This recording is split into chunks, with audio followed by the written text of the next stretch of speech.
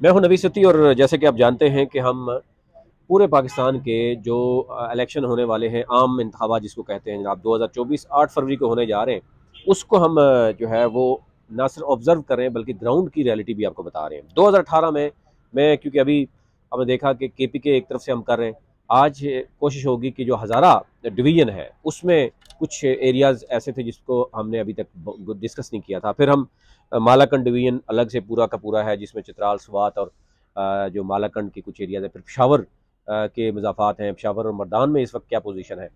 Aldous के ground में तो आपको नज़र आ रहा है कि एक पार्टी तो टिकट देने के करीब पहुंच गई है। उन्होंने इंटरव्यूज़ किए, इंटरव्यूज़ के बाद सिलेक्शन भी कंप्लीट हो चुकी है ऑलमोस्ट। तो मुस्लिम लीग नून को यहाँ पर तो काफ़ी मुश्किलात का सामना है टिकट के देने में। और टिकट अगर वर्कर्स को देख देख के दिए गए या सिफारिश पे दिए गए तो डेफिनेटली वहाँ पर प्रॉब्लम आ रही है। तहरीक इंसाफ के क्योंकि टिकट पंजाब में तो आपको पता है कि जब अनाउंस हुआ था शेड्यूल, 6 माह पहले की बात है या साल पहले की बात है, उस वक्त 6 माह पहले भी मेरे ख्याल से बात है, मार्च अप्रैल में हुआ था, तो उस वक्त टिकट दिए गए थे। तो तहरीक इंसाफ तो ये बात कर रही है कि जो लोग रूपोश हैं, पार्टी के साथ इंटैक्ट हैं, जिनको टिकट मिला हुआ है, टिकट उन्हीं का है। लेकिन उसके बाद हल्के में चीज़ें देखी जाती हैं। मैं आज बात करूँगा मानसेरा की, कि मानसेरा में क्या पोजीशन है। जो नए हल्के हैं उसमें मानसेरा हो गया है PK 36, यानी मानसेरा 1। फिर 37 मानसेरा 2, PK 38 मानसेरा 3, फिर PK 39 मानसेरा 4 आ गया, PK 40 आ गया मानसेरा 5। और तोरगर जो डिस्ट्रिक्ट है उसका एक ही हल्का है PK 41। इनको मैं कोशिश करूँगा कि तमाम डिटेल और एबटाबाद और हरीपुर और बाकी भी एरियाज़ की जो पोजीशन है फ़िलहाल क्या है कि नून लीग टिकट दे रही है, किसको दे रही है, क्या क्या फाइनल हो रहा है, उसके अगेंस्ट PTI की क्या पोजीशन होगी, आज़ाद क्या हो, ANP भी कुछ एरियाज़ में है, JUI भी है, और बरादरियाँ भी बड़ी मैटर करती हैं। तो ये तो है। सबसे पहले हम बात कर लेते हैं कि नेशनल असम्बली के दो जो हल्के हैं, यानी कैप्टन रिटायर्ड सफदर अवान का बड़ा नाम है जनाब कि वो ग्राउंड पे काम कर रहे हैं, सरदार यूसुफ हैं, इसी तरह आजम स्वाति हैं तरीके इंसाफ के। तो ये वो रीजन है जहाँ पर इन लोगों के नाम, यानी जो सीनियर सियासतदान समझे जाते हैं, बड़े लॉबिंग रखते हैं। बात करते हैं कि NA 13 जो 2018 में थे, अब NA 14 हो गया है, इसको मानसरा 1 कहें। इसमें साले मोहम्मद थे तरीके इंसाफ के, यार एक्स इंडिपेंडेंट ये लड़े थे। 1,08,950 वोट इन्होंने हासिल किया था यहाँ पर, 43% ये ले गए थे। फिर शाहजहान, सरदार शाहजहान यूसुफ साहब यहाँ पर हैं, सरदार यूसुफ के बेटे हैं। उन्होंने बड़ा अच्छा मुकाबला किया, 1,07,114, बहुत ही क्लोज मार्जिन रहा, आप अंदाज़ा कर सकते हैं। बेसिकली हज़ारा जो है मुस्लिम लीग उनका गढ़ भी कहा जाता रहा है। लेकिन ज़ाहिर है कुछ इस वक्त पोजीशन की कुछ ये है कि गम व गुस्सा जो है वो अब नफरत में भी कुछ एरियाज में तब्दील हो रहा है, जहाँ पर लोगों को बेगुनाह उठाया जा रहा है, उनके बिजनेस बंद किए जा रहे हैं। कई ऐसे मैंने लोग देखे हैं जो जिनका तल्लक मुस्लिम लीग नून से होगा, पीपल्स पार्टी से होगा, दीगर जमातों से होगा, लेकिन तरीके इंसाफ के कुछ लोगों से जिस तरीके से उठाया गया, रूपोश किया गया, फिर उनके साथ जो किया गया, जिस तरीके से पार्टी छुड़वाई गई या सियासत छुड़वा दी गई, फिर उनके कारोबार, उनके बच्चों, तो उसमें हमने देख रहे हैं कि वो लोग भी इस बात पे समझते हैं कि ये बहुत नेगेटिव हो रहा है, और इसकी वजह से उनकी मकबूलियत में बजाय इजाफा की वो लोग नफरत करते हुए नजर आ रहे हैं। तो ग्राउंड में कुछ पोजीशन इस तरह के भी कई मामला में है। यहाँ पर फिर मोहम्मद बशीर खान है MMA के, 19,818 वोट लिए। उसके बाद बाकी इंडिपेंडेंट जिनके 5,000 वोट है। लेकिन मुकाबला जो होता है यहाँ पर, वो साले मोहम्मद ने जो किया, और 1,08,000। अब कौन लड़ेगा PTI का, क्या वो इंटैक्ट रहेंगे, चीज़ें आपको पता है कि अभी PTI की आने वाली हैं, अब कमेटियाँ बन रही हैं। अगले में वीडियो में ही मैं आपको बता दूंगा कि KPK में PTI के कौन कौन से हल्के में कौन कौन से लोग लड़ने में या इंटेंशन रखते हैं।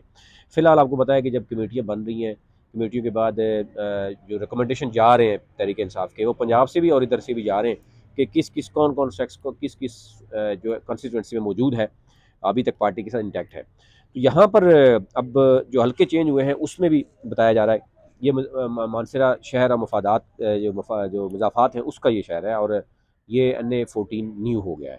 तो यहाँ पर ज़ाहिर है सरदार यूसुफ साहब उनके साहबजादे पे लड़े, तो सरदार यूसुफ साहब का आबाई एरिया भी कुछ उसके साथ साथ माना जाता है। नीचे जो इसकी PPs हैं, अब वो आपको बताएंगे तो ज़रा मज़ीद आपको क्लियर हो जाएगा। लेकिन फ़िलहाल मैं आपको ये बताऊं कि यहाँ पर उस वक्त यही 3 बंदे थे 2018 में, तो उस वक्त क्या पोजीशन थी, मैं आप PP के बारे में बताऊंगा तो ज़रा आपके क्लियर हो जाएगा। आगे 14 2018 में है, अब NA 15 हो गया, ये न्यू NA 15 हो गया। यहाँ पर जनाब मोहम्मद साजिद लड़े थे इलेक्शन, ये कैप्टन सफदर के भाई हैं। और अब है कैप्टन रिटायर्ड सफदर, कहा जा रहा है कि वो खुद लड़ेंगे इलेक्शन यहाँ पर। उस वक्त ये इलेक्शन जीता था यहाँ पर जो मोहम्मद साजिद हैं, कैप्टन सफदर के भाई हैं, 75,222 वोट लिया था इन्होंने। और दूसरे नंबर पे थे जरगुल खान थे, 59,000 यानी 900 यानी 60,000 समझे कि इन्होंने वोट लिया था। तकरीबन 15,000 का फ़र्क डाला था नून लीग ने पीटीआई को। यहाँ पर ये रूपोश हैं। अब देखना होगा कि लड़का इनका कौन लड़ेगा, ये खुद लड़ेंगे या कोई और लड़ेगा। फिर उसके बाद एमएमए के कफ़ायतुल्लाह थे। अब यहाँ पर जेयूआई के नासिर महमूद साहब का कहा जा रहा है कि उन्होंने 45,000 वोट लिए थे, जो पहले कफ़ायतुल्लाह थे 45,007 यानी 800 वोट था। यहाँ पर अब ज़ाहिर कफ़ायतुल्लाह के बाद जो सूरत बनी है उसमें नासिर महमूद का नाम चल रहा है कि वो जेयूआई से लड़ेंगे। यहाँ पर काफ लीग के में PML के थे फ़खरुज़्ज़मान खान, 7,200 वोट इनका भी था। तहरीक लब्बैक का यहाँ पर भी वोट था। काजी तैयब शहजाद थे, 6,291 वोट था। तो बाकी इंडिपेंडेंट थे, मेरे ख्याल से उनका वोट इतना ज़्यादा नहीं मैटर करता। तो दो हल्के ये मानसरा के ये हैं। अब आ जाते हैं जनाब मानसरा का जो नई हल्का बंदियों के बाद सूरत बनी पीके की। तो पीके जो है मानसरा 1 कहलाता है, PK 36, ठीक है। अब इसमें बालाकोट तहसील है, फिर उसके बाद इसके पटवार सर्कल में लबरकोट है, लबरकोट जिसको कहते हैं, अतर शीशा, चेयर एंड मंगन भी है इसमें डिस्ट्रिक्ट में, जो नाम अगर गलत हो गया तो माजरत। और इसी तरह PK 37 जो है वो मानसरा में, इसमें जो है मानसरा तहसील भी है, और बाकी लबरकोट के कुछ एरियाज़ हैं, अतर शीशा, चेयर बंगन, और फिर उसमें और भी एरियाज़ हैं। ये मैं आपको साथ साथ बताता जाता हूँ इसके पुराना रिजल्ट जो है और इस वक्त की पोजीशन क्या है। जो इस वक्त 36 है मानसरा 1 जो है, वहाँ पर इस वक्त जो पहले जो लड़े थे मियाँ ज़ियाउर रहमान लड़े थे, नायल हो गए थे जाली डिग्री की वजह से, ठीक है। मुस्लिम लीग नून के 28,997 वोट इन्होंने लिया था। तो ये दोबारा इलेक्शन हुआ था। तो यहाँ से जो, क्योंकि ज़रा दूसरे नंबर पे जो थे उस वक्त वो उनको मुजम्मिल शाह यानी सैयद मुजम्मिल हुसैन शाह साहब पीपल्स पार्टी से, ये फिर चले गए थे उस तरफ इलेक्शन लड़े थे, इनको सपोर्ट किया गया था, तो ये वज़ीर भी बन गए थे। तो अब मुजम्मिल शाह का बेटे की भी बात की जा रही है कि वो मिनिस्टर भी बन गए थे। और जाली डिग्री की वजह से जो ज़ियाउर रहमान साहब फारग हो गए थे। अब यहाँ पर बात हो रही है जनाब कासम शाह साहब जो है वो शायद इलेक्शन लड़ेंगे। अब देखना ये है कि आप किसी और को लड़ाएंगे। फिर पोजीशन क्या बनती है ये कुछ भी कहना कबल वक्त है। पीटीआई के बहुत से लोगों के यहाँ नाम चल रहे हैं, 10 से ज़्यादा बंदे हैं यहाँ पर जो है। मुनीर हुसैन जो है सबसे बड़ा, लुकमानी जो है सब एडवोकेट हैं, वो नाम सबसे बड़ा चल रहा है। फिर सैयद मुसद्दक शाह हैं, मुश्ताक खान है, सरदार फारूक हैं, शजीद खान है, लंबी लिस्ट है। तो नून लीग और पीटीआई का मुकाबला यहाँ पर समझा जा रहा है, जैसे दूसरे दोनों हल्कों में भी ऐसे ही है, यहाँ पर भी ऐसे ही है। नून लीग और पीटीआई का मुकाबला लग रहा है। और जुनेद कासम जो है वो नून लीग से अगर आते हैं, और मियाँ ज़ियाउर रहमान को टिकट यानी अगर मिला, बेसिकली कहा जा रहा है कि मियाँ ज़ियाउर रहमान क्योंकि नायल हो गया था, लेकिन उसके बाद अगर अभी भी वो ग्राउंड पे वो मौजूद हैं तो उनको टिकट मिलता है तो वो आसानी से मुकाबला करेंगे। और जुनेद कासम होगा तो ये बताया जा रहा है, ज़राए बता रहे हैं कि उनके लिए मुश्किलात हैं। पीटीआई अभी किसी को भी टिकट यहाँ पे देती है तो मामलात जो है वो होंगे, क्योंकि इस वक्त जो लहर है वो आपको पता ही है। गुज़श्ता जो 18-20 माह की जो हुकूमत थी ना पीडीएम की, उसने ऑल टुगेदर लोगों को चेंज कर लिया। तो ये ज़रूर यहाँ पर इशू जो है वो चल रहा है। अच्छा जी, आगे चलते हैं जनाब। पीके जो 2 है मानसरा का, वो है जनाब, उसमें मैं आपको बताता चलूँ कि यहाँ पर अभी बाबर सलीम स्वाति थे जो इस वक्त हज़ारा के प्रेसिडेंट भी हैं। उस वक्त ये लड़े थे और जीत गए थे, 26,700 से ज़ायद वोट लिए थे। फिर यहाँ पर ज़हूर अहमद थे, सरदार ज़हूर अहमद, ठीक है। नून लीग का इनके पास टिकट था, 21,000 थे 900। तो बड़ा क्लोज मुकाबला, 4-1 हज़ार का फ़र्क पड़ता है। यहाँ पर मुकाबला फिर नून लीग और पीटीआई का ही होगा। तो खुर्रम शहजाद खान है, ये अभी कहा जा रहा है कि पता नहीं, मुश्किल है इनके लिए इलेक्शन लड़ना, लेकिन हो सकता है वो आ जाएँ। 11,200 वोट इन्होंने लिया था। तो यहाँ पर फिर नादर खान है, नून लीग में ये शामिल हो गए, अभी भी ये टिकट की दौड़ में है नून लीग के साथ।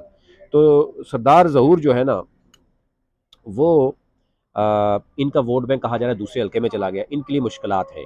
और इवन जो है वो नादिर खान भी इनको अगर भरपूर सपोर्ट भी करे कि वो टिकट की दौड़ में भी है, तो ये देखना ये होगा कि यहाँ पर क्या पोजीशन बनेगी।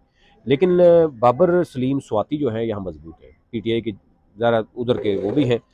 तो इनके लिए ज़रा ये निकालना बहुत आसान नहीं है, मुश्किल काम है। अच्छा जी, उसके बाद आ जाते हैं जनाब, अगली जो है वो है पीके जो 32 हुआ करती थी, अब 38 हो गई है। इसमें है मोहम्मद नईम है, कैप्टन सफदर जनाब इनको सपोर्ट करें इनके उसको भी। तो कैप्टन सफदर का ये हल्का है, और यहाँ पर उन्होंने मुस्लिम लीग नून के 22,660 वोट इन्होंने लिया था। उसके बाद जो है जाहिद यहाँ पे नाम है पीटीआई के बजाय, ये आज़ाद अभी कहा जा रहा है कि ये शायद इलेक्शन लड़ेंगे, क्योंकि पीटीआई के ऊपर जो इस वक्त हो रहा है, लोग रूपोश हैं, उठाया जा रहा है, उनको किसी भी तरफ लेके जाया जा रहा है, ये एक इशू उनके लिए है। तो लेकिन 20,600 से ज़्यादा वोट इन्होंने लिया था। फिर उसके बाद मलिक इब्रार हुसैन साहब हैं जनाब, अभी यहाँ का आ रहा है मलिक मुमताज़ साहब पीपल्स पार्टी के टिकट इनके लिए कोशिश हो रही है कि पीपल्स पार्टी से मलिक मुमताज़ आएंगे। तो 3 नुमायाँ जो कैंडिडेट अभी तक इनके नाम आए हैं वो ये लोग हैं जो सामने आए हैं। लेकिन यहाँ पर क्योंकि मामला है कि पीटीआई और नून लीग के करीब करीब है, और केपीके में इस वक्त जो लहर चल रही है, जो गुस्सा आवाम के दरमियान है, वो किस हद तक जाता है, वहाँ पे पीटीआई के जो उम्मीदवार आता है वो इंटैक्ट रहेगा या इसी तरह उठाया जाएगा लोगों को, उस सूरत में क्या होगा, तो ये चीज़ें नज़र आ रही हैं। अच्छा, अगला जो हल्का है वो है पीके 33, जो प्रीवियस था अभी 39 हो गया। यहाँ पर जो पोजीशन है ये है जनाबज़दा फ़रीद सलाउद्दीन थे, इनका जनाब 21,600 वोट है, और ये पीटीआई के साथ अब इनके बारे में भी कहा जा रहा है कि शायद ये आज़ाद आएंगे। ठीक है, क्योंकि ज़ाहिर है जिस तरीके से आपको पता है कि मामला चल रहे हैं तो इनके बारे में, लेकिन ज़ाहिर है देखा जाएगा क्या है। फिर यहाँ पर आरिफ कलंदर साहब हैं जनाब, इस वक्त नून लीग के टिकट लें, अली मोहम्मद खान पहले उनको मिला था, और कैप्टन सफदर साहब के नीचे ही हल्का आता है, उन्होंने रऊफ़ कलंदर जो है, आरिफ कलंदर जो है, एडवोकेट आरिफ कलंदर, उनको उतारा है। अब उनके बारे में ये कहा जाता है कि तनोली बरदरी से उनका ताल्लुक है, लेकिन वो इतना कोई मजबूत नहीं है। दूसरे लोग उनकी मुखालफत भी कर रहे हैं, नून लीग के अपने लोग ही। तो अब लेट्स सी कि यहाँ पर क्या होता है। पीटीए की सीट थी पहले, 21,600 वोट लिया था, और 11,700 वोट लिया था उस वक्त नून लीग ने। ऑलमोस्ट डबल फ़र्क है। यहाँ पे मुश्किलात हैं पीटीआई के लिए, नून लीग के लिए। और जो अली मोहम्मद खान है, बुज़ुर्ग हैं, बीमार हैं, वो अब इलेक्शन मुश्किल ही लड़ेंगे। अच्छा जी, आगे हैं अहमद शहरियार खान, एडवोकेट हैं, ये लाइक खान साहब के साहबजादे हैं, और लाइक खान जो है भाई हैं आज़म स्वाति के, ये भी आप देखें। तो इन्होंने भी वहाँ उस वक्त वोट लिया था, तकरीबन 11,000 के करीब, अच्छा वोट लिया था। अब जो है यहाँ पर ज़ाहिर पोजीशन क्या बनती है, ये उन्होंने जलसे शुरू कर दिए हैं, काम शुरू कर दिया है इन्होंने भी। आज़ाद ही शायद ये रहेंगे, अब किसी पार्टी के पास आते हैं तो किसी पार्टी का वोट बैंक हो तो फ़ायदा होता है, अदरवाइज़ मुश्किलात है।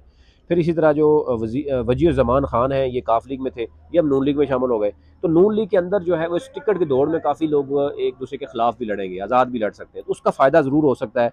वो पीटीआई भी उठा सकती है अगर वो कोई आता है, तो वो अहमद शहरियार खान जो है एडवोकेट, वो भी उठा सकते हैं। तो लेकिन लेट्स सी कि ये होता क्या है। लेकिन केपीके में ऑल टुगेदर डिफरेंट माहौल है। आप केपीके को पंजाब से कंपेयर नहीं कर सकते। पंजाब में और तरह का माहौल है, पकड़ दकड़ भी और तरह का है, ज़ोर ज़बरदस्ती हो रहा है। केपीके में एक और तरह की लहर चल रही है, और पीटीआई 2013 में भी जीती है, 2018 में भी जीती है, और अभी की जो पोजीशन है वो सर्वे जो बता रहे हैं वो सब आप सब जानते हैं। फिर उसके बाद आगे चलते हैं जनाब। तो काला बाला साहब ये बुज़ुर्ग हैं वैसे, इनका नाम मैं अभी भूल रहा हूँ। इनके बारे में भी कहा जा रहा है कि ये भी मैदान में उतर रहे हैं और ये भी आएंगे। तो आज़म स्वाति साहब के जो भतीजे हैं, उनके होने की वजह से, और अभी जलसे उन्होंने कामयाबी करनी शुरू कर दी है। देखना ये होगा कि पीटीआई की यहाँ पर सूरत क्या बनती है, आगे जो है वो कुछ बताएंगे। पीके 40 है जनाब आगे, जो इस वक्त ताज़ा तरीन है। यहाँ पर है जनाब सरदार मोहम्मद यूसुफ, अब उनका बेटा शायद लड़ेगा या वो खुद लड़ते हैं। नून लीग के थे, 42,900 से ज़्यादा वोट उन्होंने लिए थे। दूसरे नंबर पे यहाँ पे जेयूआई थी, और शहजादा मोहम्मद गुलतासफ खान थे, और अब ये जो जेयूआई में चले गए हैं, वैसे पहले आज़ाद थे, और ये 2022 में तकरीबन गए थे। 33,511 वोट इन्होंने लिए थे उस वक्त। तो शाह अब्दुल अजीज़ जो है एमएमए के, उनका भी 13,000 वोट था। तो यहाँ पर जेयूआई का वोट था। अब देखना ये होगा, यहाँ पे पीटीआई थी, जायदा सबीन थी यहाँ पर, यानी उनको, आपको पता है कुछ एरियाज ऐसे होते हैं जहाँ पर टिकट ज़बरदस्ती दिया जाता है, क्योंकि 5% कोटा आपने पूरा करना होता है। तो यहाँ पर भी जो है वो अब देखना ये होगा कि ये, क्योंकि सरदार यूसुफ साहब की हल्का है, कुछ कह रहे हैं आबाई हल्का भी है, तो यहाँ पर ज़ाहिर है उनका हल्का है, तो वो उनको देखना होगा। पीटीआई के लिए मुश्किलात यहाँ पे हैं, पीटीआई किसको उतारती है, वोट बैंक बनाना चाहती है, बनाएगी नहीं बनाएगी, ये चीज़ें इसकी जो है ना वो समझ आती है बाद में। अच्छा, अब आगे आ जाते हैं पीके 40 पे मैं आऊँ। तो ये जो 41 है, पीके 41 में जनाब है तोरगर का ये हल्का है। यहाँ पर काला डाका, यहाँ पर कैप्टन सफदर जो है वो, उनके नीचे ये सीट आती है। तो यहाँ पर लाइक मोहम्मद खान जो है वो लास्ट टाइम एएनपी से ये जीते थे, और अब ये आज़ाद खड़े हैं, और अभी से जलसे शुरू कर दिए हैं। बड़ा तगड़ा वोट बैंक है इनका यहाँ पर। और ANP के जो इस वक्त हैं वो ज़रीन गुल हैं जिनको टिकट मिल गया। इनको एक तो ये है कि यहाँ पर सिर्फ इसको सज़ा ये दी जा रही है इन लाइक मोहम्मद ख़ान को कि जनाब वो आज़म स्वाति के भाई हैं शायद, इसलिए ANP ने टिकट वापस ले लिया। और इसमें कैप्टन सफदर रिटायर्ड की समझ आ रही है कि उन्होंने ये सिफारिश भी की है और भी प्रेशर है जिसकी वजह से इनसे टिकट वापस ले लिया गया, जिसकी वजह से अवाम का गुस्सा जो है ये ज़रूर है। अब लेट्स सी कि अवाम इनके साथ कितना एक साथ देती है, क्योंकि लास्ट टाइम ये जीते थे, अब भी इनके चांसेस हैं। अगर इसी तरतीब से जिस तरीके से अभी से उन्होंने अभी कंपेन शुरू कर दिए ये यानी 41 से और 39 से इनके साथ ज़्यादा है, दोनों ने कंपेन शुरू कर दिए। अब लेट्स सी कि ये किस हद तक इस कंपेन को बरकरार रख सकते हैं, वोट बैंक को कर सकते हैं, क्योंकि ज़्यादातर जो एरिया है वो यहाँ के लोग बाहर हैं। वोट बैंक तो मतलब है, लेकिन मैं ये देख रहा हूँ कि यहाँ के लोग ज़्यादातर बाहर होते हैं, जिसकी वजह से यहाँ पर वो टर्न आउट कम होता है। तो अभी देखना ये होगा कि यहाँ पर क्या होगा। तोरवर की आवाम जो है वो कराची में भी है, वहाँ से उनको लाया जाएगा। ख़वातीन का वोट भी कम पड़ता है, कुछ चीज़ें ऐसी भी हैं। तो अभी से ये जो कूद गए हैं वो अपने वोटर लिस्ट निकाल के जब वो देखते हैं तो उनको अंदाज़ा हो जाएगा। ये ओवरऑल मानसेरा का था। आपसे रिक्वेस्ट ये होगी कि आप चैनल को ज़रूर सब्सक्राइब कीजिए। हमारा डिजिटल प्लेटफॉर्म है, इसमें आपको नवीद सिद्दीकी के नाम से यूट्यूब, फेसबुक, टिकटॉक और मुख्तलिफ जो जितने प्लेटफॉर्म है आपको मिल सकते हैं। और इसके अलावा हमारा जो ग्लोबल ऑब्जर्वर नेटवर्क है आप उसको भी फॉलो कर सकते हैं, ताकि लेटेस्ट और हर तरह की जो खबरें हों स्पेशली इलेक्शन के हवाले से वो आप तक मिल सके।